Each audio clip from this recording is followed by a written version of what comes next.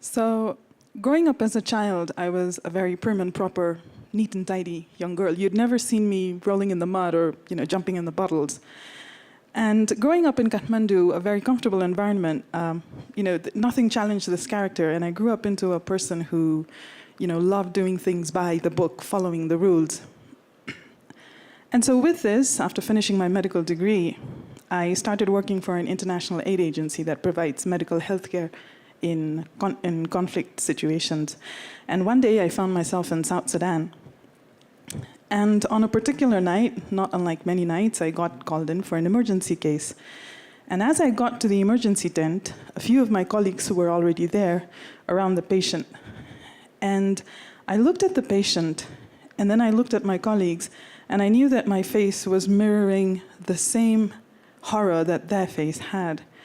Because here was a woman who had gone through an unsafe abortion, had gone through 3 days of pure hell, and all we could do was a surgical intervention, and we needed to do it quickly. But that was when a sense of utter desperation set in. Because you see, we were not a surgical program. We didn't have facilities or equipment.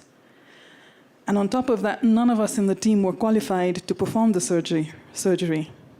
None of us were certified. And as a human being, you want to help others.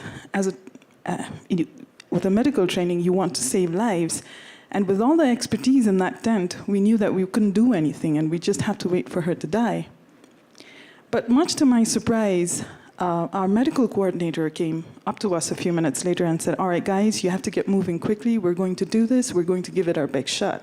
And everyone was like, what are you talking? And she's like, "Those of you who want to help move quickly, those of you who don't, get out of the way." Now, even with lots of doubts, I was like, but where do we do it? We don't have the facility. And she's like, "We're going to do it in the tukul." So a tukul is a huge underground mud hut. So it's a hole that's dug in the ground. It occupies a maximum of 4, but on this day there was going to be 6 plus the patient. And you can only see the thatched roof from the top. So with a lot of doubt, but we get quite active, the logistician gets this huge generator running to get the spotlight up. We bring in a rickety wooden bed, and everyone's given their designated role of who does what. And I wasn't qualified to do surgery, but I wanted to help, so I got my official role as the frog swatter. So that was literally kicking frogs out of the tukul. So you see,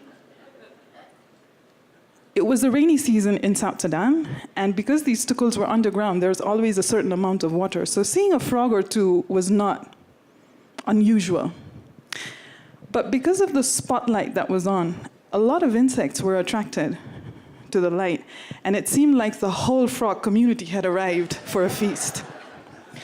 So I hate frogs. I'm sorry, but I absolutely detest frogs. But there I was kicking the frogs out, and 2 hours and 7 desperate frogs later, we wheeled the patient out. And post-surgery, the surgeon got asked what should be done, and he said, "Just give her all the antibiotics that you've got." And I was thinking, yeah, that's going to help. The most unsterile environment, and knowing that there are infections nowadays that don't respond to medicines anymore, I was like, yeah, that's going to help. But to my utter amazement, this lady recovered. She survived. And a few months later, we're all standing at the exit of the tent, about to say goodbye to her. And as we say goodbye, I turn around, she's about to leave, I turn around and I thought, we're going to still have to discuss this as a team. She survived, but the chances of her dying were huge. And there are consequences when you do something you're not licensed to do. But then I heard her calling one of us, and she said, "Doctora."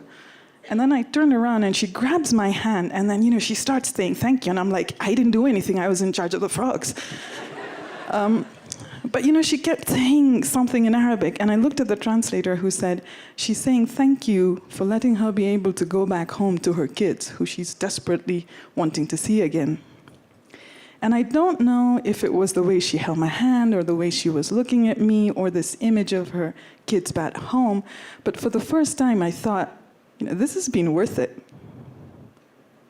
And I think that was the day that I sort of realized that, sometimes it's okay to break the rules, especially if a life is at stake.